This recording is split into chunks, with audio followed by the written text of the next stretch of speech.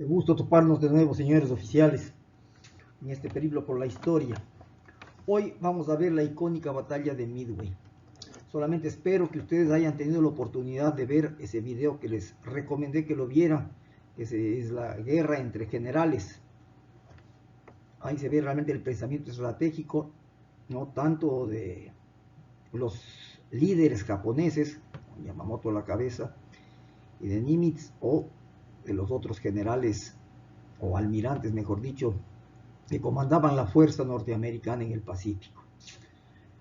Y esta batalla de Midway se hizo casi seguido de la batalla del Mar del Coral, que es lo que vimos en la última jornada. Recuerden que la batalla del Mar del Coral se realizó entre el 4 y el 8 de mayo, estamos hablando del año 1942. Y como había ocurrido un mes antes, o un mes antes más o menos del ataque de Doolittle, ese bombardeo a Japón, sobre todo a Tokio y algunas de las importantes ciudades,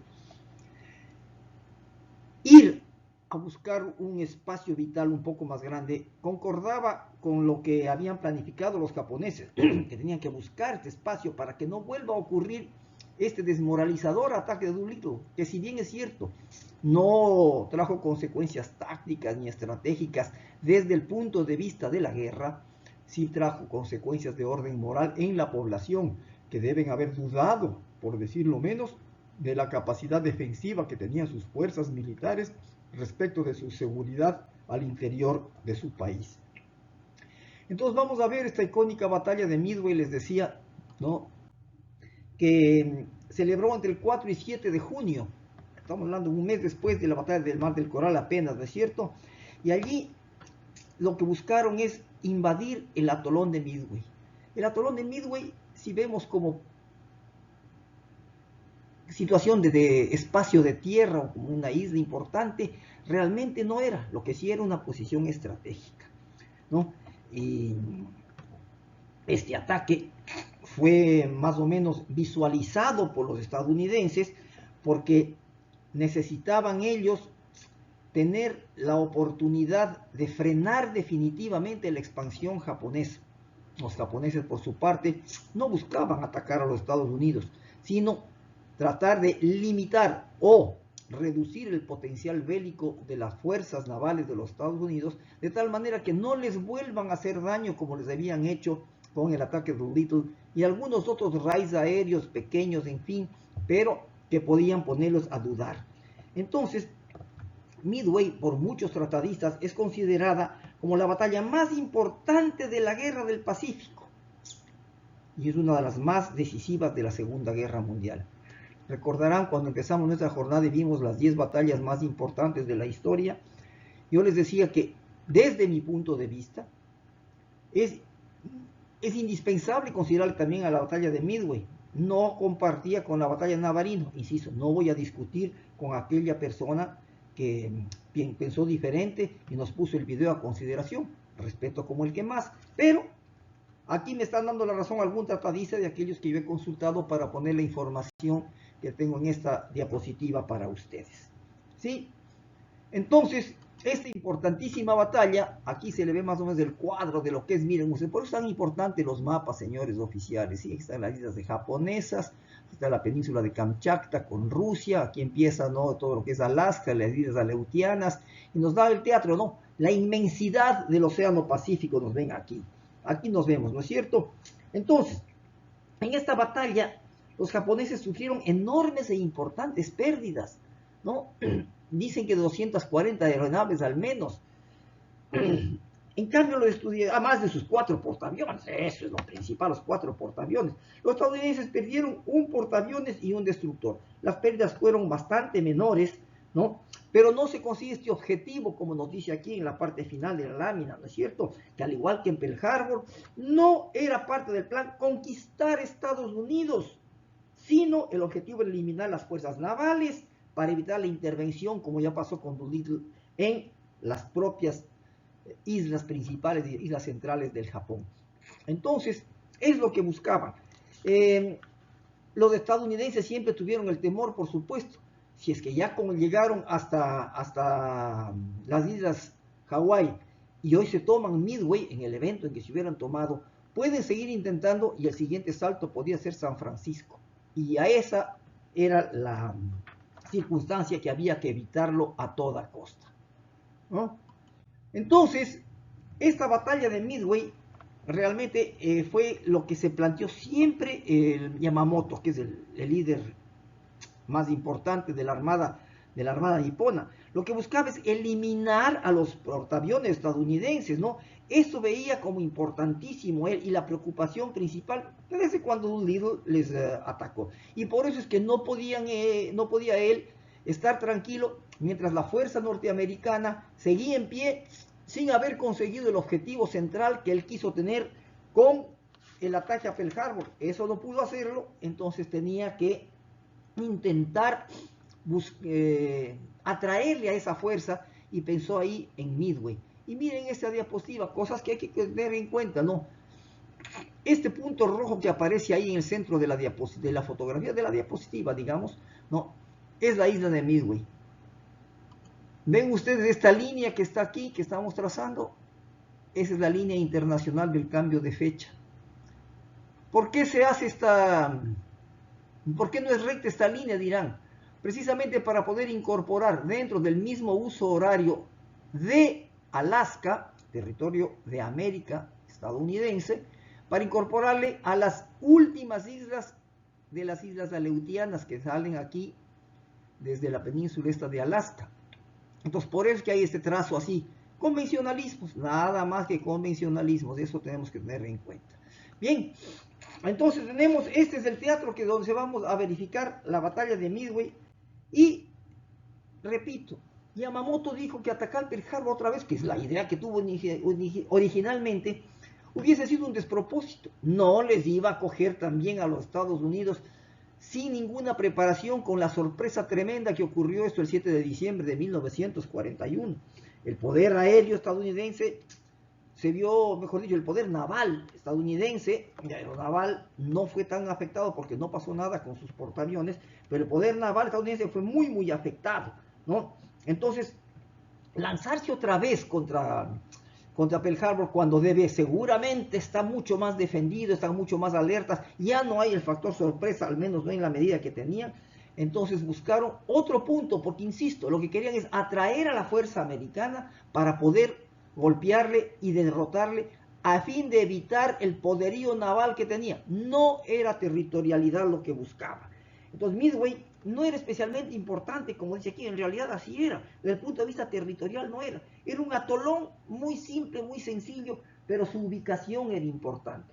Su ubicación era importante porque era una proyección muy avanzada de un punto de orden logístico, sobre todo para el reaprovisionamiento y sostenimiento de los submarinos que iban a reaprovisionarse allí de algo de combustible y de todos los suministros para poder estar ellos muy en avanzada respecto a las fuerzas del Japón. Entonces Midway era de una importancia estratégica desde el punto de vista logístico. Piensen siempre en forma completa en todos los elementos que significan la guerra, y la logística es importantísima. Entonces, la pista de aterrizaje también servía como para una escala de los bombarderos que buscaban llegar hasta atacar a la isla de Wake. ¿Se acuerdan que algo hablamos de la isla de Wake en alguna de las sesiones anteriores? Un atolón tal vez más chico que Midway, pero un atolón también de orden estratégico que buscaban ahí sostener los americanos para poder hacer la proyección, los saltos que podían ir dando en búsqueda de acortar las distancias hacia el Japón. Esta isla de Wake finalmente, aquí aparece en sí aparece en la fotografía aquí, ¿no? Está la isla de Wake, está iluminada con alguna banderita, aparece ahí, y Midway está un poco más hacia arriba y a la derecha, digamos, al nororiente, diríamos allí, por tratarse de un mapa. Entonces, esa isla de Wake fue la última en ser liberada ya en 1945. Bien, a continuación, señores oficiales, vamos a observar un pequeño video de lo que es la batalla de Midway. Hola, ahora analizaremos a la icónica batalla naval de Midway, peleada el 4 de junio de 1942. la que es considerada por muchos como la acción decisiva en el frente del Pacífico durante la Segunda Guerra Mundial. En ella chocaron el Imperio japonés contra los Estados Unidos de Norteamérica. Y es más, los japoneses esperaban ganar la guerra con esa acción, y para asegurarse que lo lograrían, trajeron a la lucha a casi la totalidad de su marina de guerra. Ellos efectuaron su ofensiva con 162 barcos de guerra de todos los tipos, desde enormes barcos de gran calado hasta pequeños submarinos. Y de todos ellos los principales eran 11 acorazados y 8 portaaviones, alrededor de los cuales se construyeron sus grupos de batalla. El arquitecto de la ofensiva fue el almirante Isoroku Yamamoto, quien esperaba asumir a los norteamericanos en un estado de caos usando un plan complejo. Así, primero a nivel estratégico dividió a toda su masa de barcos en dos grandes grupos que atacarían de forma sucesiva 2 puntos en el perímetro norteamericano. El primer grupo en entrar en contacto atacaría a la cadena de islas Aleutianas, en el Pacífico Norte. A este le otorgó 4 acorazados y 2 portaaviones medianos. Y con el daño y el desembarco de tropas que efectuarían ese territorio, esperaba que los norteamericanos enviaran en esa dirección al grueso de la flota del Pacífico. Un par de días más tarde atacaría el verdadero objetivo, el atolón de Midway, en el Pacífico Central, y contra esa localidad envió al grueso de sus recursos, incluyendo a 7 acorazados, 4 grandes portaaviones de flota y 2 pequeños portaaviones ligeros, todos ellos apoyados por decenas de cruceros, destructores y submarinos. La fuerza enviada contra Midway era sustancial. Sin embargo, esos barcos no convergerían sobre la isla en un solo grupo, y en su plan de acción Yamamoto también dividió a estos barcos en 2 flotas, una de invasión y la otra de batalla. En su plan, la flota de invasión de Midway sería la primera en entrar a la zona de búsqueda de los aviones de reconocimiento de ese atolón, y arribaría a esa zona desde el suroeste. En los barcos de transporte de ese grupo se traía la infantería que efectuaría el asalto anfibio, y por su importancia esos transportes eran protegidos por 2 acorazados y un portaaviones ligero. La flota de invasión entró a la zona el día indicado, y ese día fue el 3 de junio, un día antes que lo hiciera la flota de batalla. Esa sería otra carnada, y esta tenía que atraer la atención de los defensores del atolón hacia el sur, y así sucedió. El día previo a la monumental batalla, el 3 de junio, los aviones de reconocimiento norteamericanos hallaron a la flota de invasión, y contra ella enviaron a sus bombarderos de largo alcance, los que no causaron daño alguno. Al día siguiente se peleó la famosa batalla, y arribó desde el noroeste la flota de batalla japonesa con 5 acorazados y 5 portaaviones, y en este día tenía que acabar con toda la aviación norteamericana de Midway. Sin embargo, incluso esa flota arribó a la lucha dividida en 2 grupos, una vanguardia y un núcleo. Al frente de esa agrupación estaba la vanguardia, la que tenía 4 grandes portaaviones, el Akagi, Kagi, Iryu y Soryu, acompañados estos por 2 acorazados y 14 escoltas de menor tamaño. Y esa agrupación de 20 barcos tenía a 261 aeronaves de combate, con los que esperaban aniquilar al par de docenas de aviones que esperaban encontrar en la isla. Y 500 kilómetros más atrás estaba el núcleo, con 3 poderosos acorazados y un diminuto portaaviones de escolta, apoyados estos por una decena de barcos de menor calado. He de recalcarlo, la vanguardia estaba a 500 kilómetros delante del núcleo. La distancia entre esos 2 grupos de la flota de batalla era enorme, y no era ningún error. El despliegue seguía los lineamientos de la doctrina táctica de la época, en la cual el núcleo y sus acorazados eran la formación más importante, y esos barcos tenían que hallarse muy atrás de la vanguardia, protegidos contra cualquier sorpresa, y solo cuando acorazados enemigos fueran hallados tomarían la delantera para pelear en un tradicional duelo de artillería. Yamamoto estaba actuando dentro de los parámetros de la doctrina naval de la época, y su plan, que tenía como objetivo sembrar el caos entre sus enemigos, tenía lógica, esperando que los norteamericanos corrieran de un punto a otro para intentar defenderse tan pronto como supieran que estaban bajo ataque. Sí, del otro lado del cuadrilátero estaban los norteamericanos, pero estos, gracias a su servicio de inteligencia, ya sabían desde varias semanas antes que se acercaba una ofensiva, y que el verdadero objetivo de la misma era Midway, y que el ataque contra las Aleutianas solo sería un señuelo. Los recursos de ellos eran limitados. En su flota del Pacífico solo tenían algunas docenas de barcos de guerra, y, Pese a que el comandante norteamericano envió algunos barcos y algunos escuadrones de aviación para enfrentar el ataque señuelo, el grueso de su flota fue enviada a un punto al noroeste de Midway, para allá encontrarse en una posición desde la cual intervendría en la lucha el día que el atolón sufriera el esperado ataque aéreo. Además, reforzó las defensas de la localidad con todos los aviones que podían manejar las escasas instalaciones de esas islas. Y así, el día de la batalla, el 4 de junio de 1942, los norteamericanos ya tenían al noroeste de Midway un total de 26 barcos de guerra divididos en dos vanguardias que operaban muy cerca una de la otra, teniendo en ellas 3 portaaviones de flota, el Hornet, Georgetown y Enterprise, los que tenían en sus hangares a 233 aviones de combate que ese día se unieron a los 83 de Midway. Así concentraron a 316 contra los 261 aviones de combate de la vanguardia japonesa, y a esta la derrotaron hundiéndole a sus 4 portaaviones. Ese fue el resultado de la batalla de Midway, y entonces, tras la pérdida de esos barcos, Yamamoto ordenó una retirada general. La batalla terminó con una humillante derrota y la ofensiva tuvo que ser cancelada. Con el beneficio de la retrospección, observamos que el plan del japonés estaba errado, todo por la enorme división de los recursos que había efectuado, porque todas las flotas que él envió a la lucha y todos los grupos estaban demasiado lejos unos de los otros y no podían apoyarse entre sí. Y de sus 162 barcos solo tuvo en la batalla de Midway a 20 enfrentando a 26 de la flota del Pacífico norteamericana. He de recalcar que su plan no carecía de lógica. A nivel estratégico, sus señuelos y ataques desde distintas direcciones podrían haber resultado, pero solo habrían resultado de haber tenido el elemento sorpresa de su lado. A nivel táctico, también cometió errores, porque él se aferró a una doctrina que ya era obsoleta, y de acuerdo a esa doctrina, erróneamente dividió a su flota de batalla entre una vanguardia y un núcleo, en vez de haber traído a todos esos barcos en una sola masa, o en vez de colocar a los acorazados al frente y los portaaviones atrás, para que los primeros absorbieran los ataques de la aviación enemiga.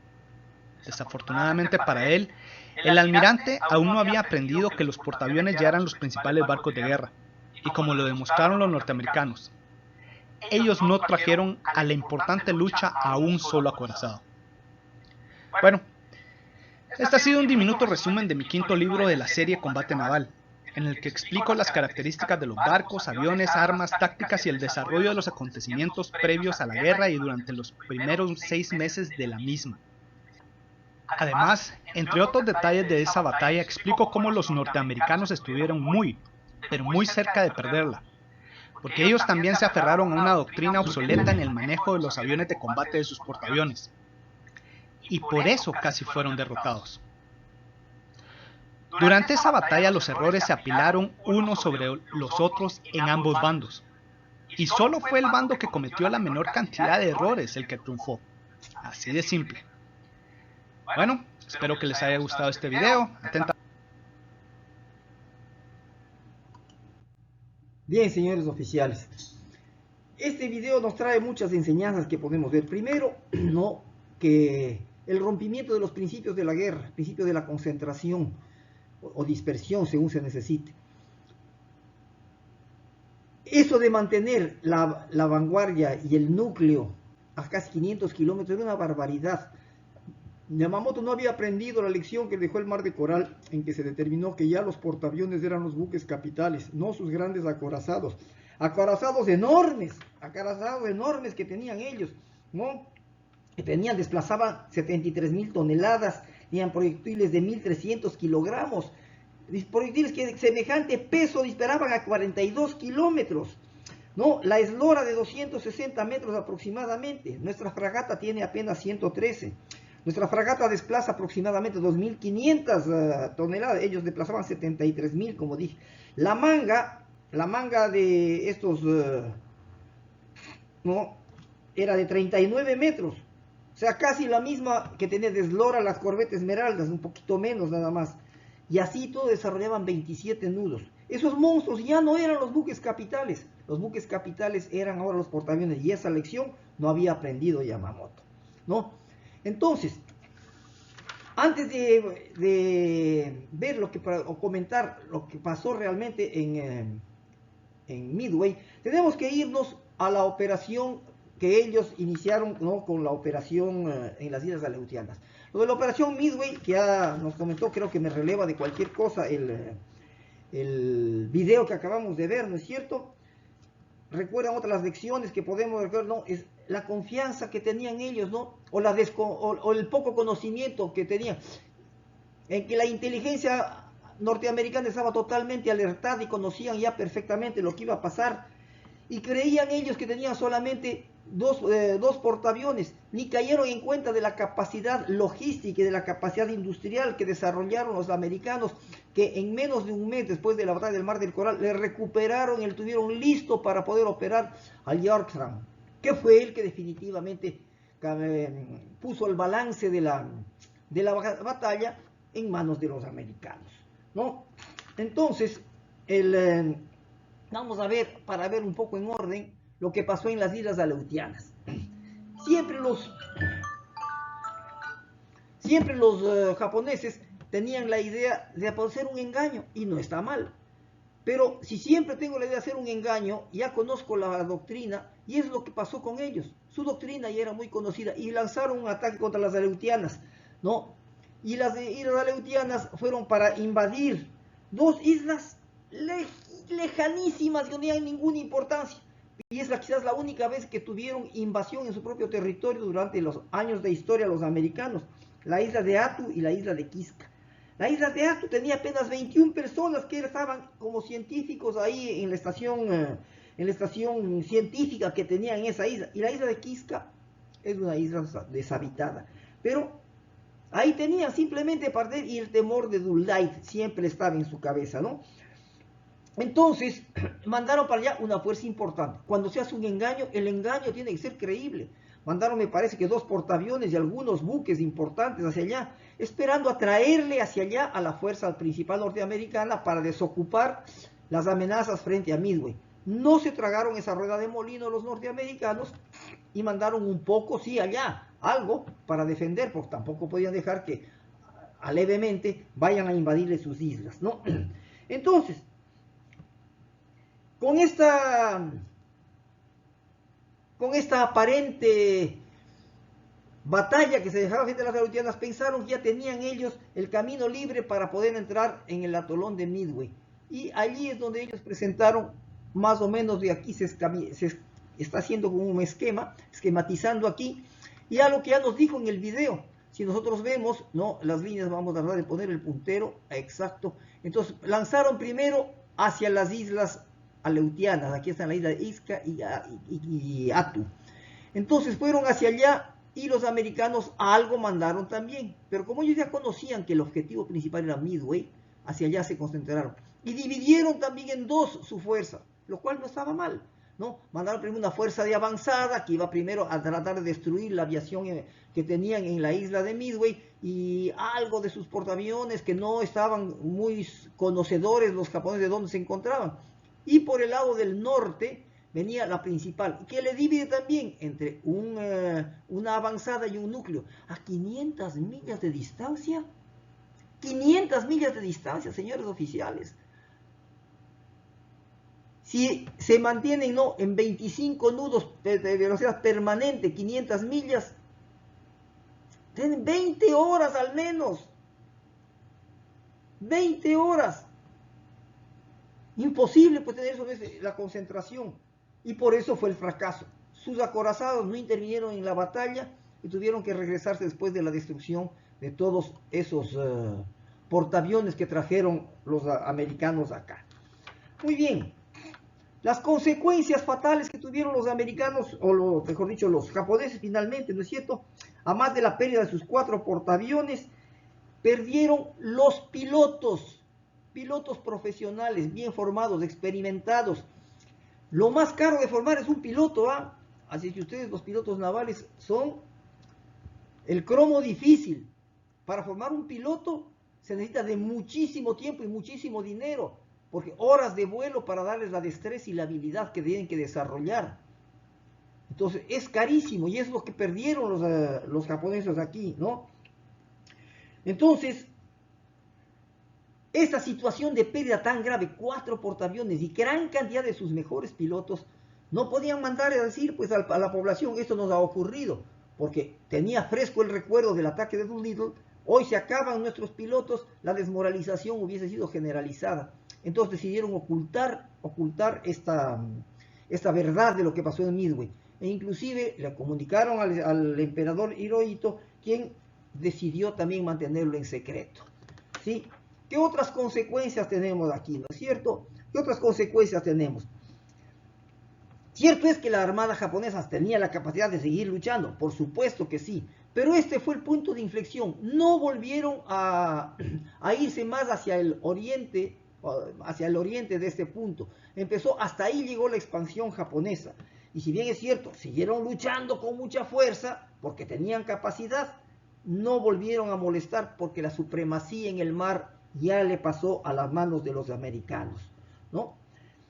En una de las partes del video dice que fue una victoria equilibrada, una victoria, me parece que dijeron en el video que era una victoria táctica o un equilibrio. Yo no le encuentro el equilibrio, así no sé si estoy equivocado en el video exactamente, mejor no leer un comentario mayor de eso. Pero sí, los tremendos daños que le ocurrieron determinaron que la guerra se durase menos, porque ya no tenían mucho que combatir. Y aquí vuelvo a insistir en el programa de entrenamiento de los pilotos. Para formar pilotos de la capacidad que puedan combatir ahí, se necesita de muchísimas horas de vuelo, de muchísimo equipo en el que puedan hacer esas horas de vuelo, y la capacidad industrial de los japoneses no era precisamente la mejor para esa época ya, con la cantidad de destrucción que no podía reponer con la misma velocidad. Y no solamente a los pilotos, mecánicos de aviación, toda la gente en torno a lo que significa la aviación embarcada. Gente muy profesional, entonces no estuvieron en condición para reponer esas pérdidas de todos sus navíos.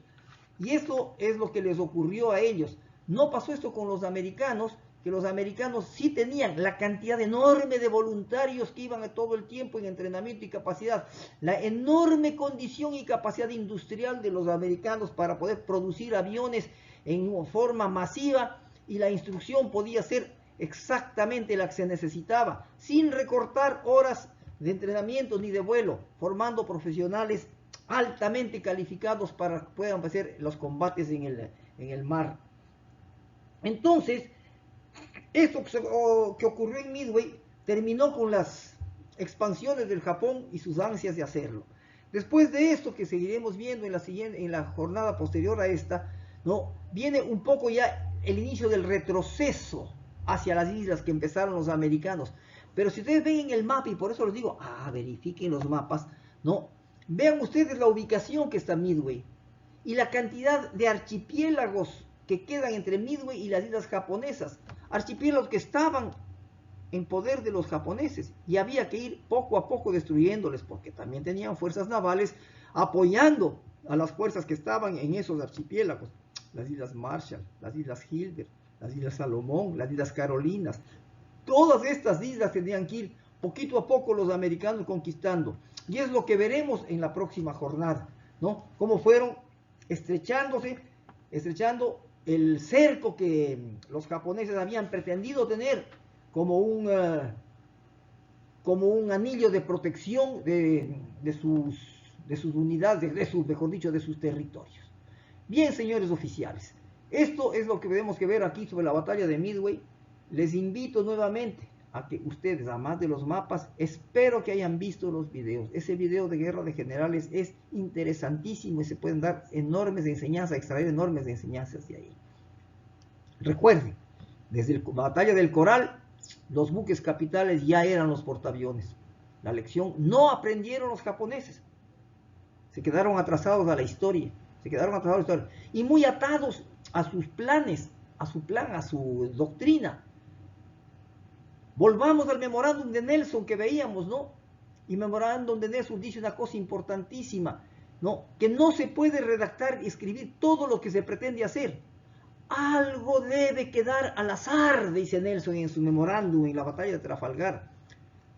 para no coartar la iniciativa de los comandantes, sino viene a ser muy rígido, como rígido fue el plan para intentar invadir Midway. Bien, señores oficiales, nos vemos en la próxima jornada.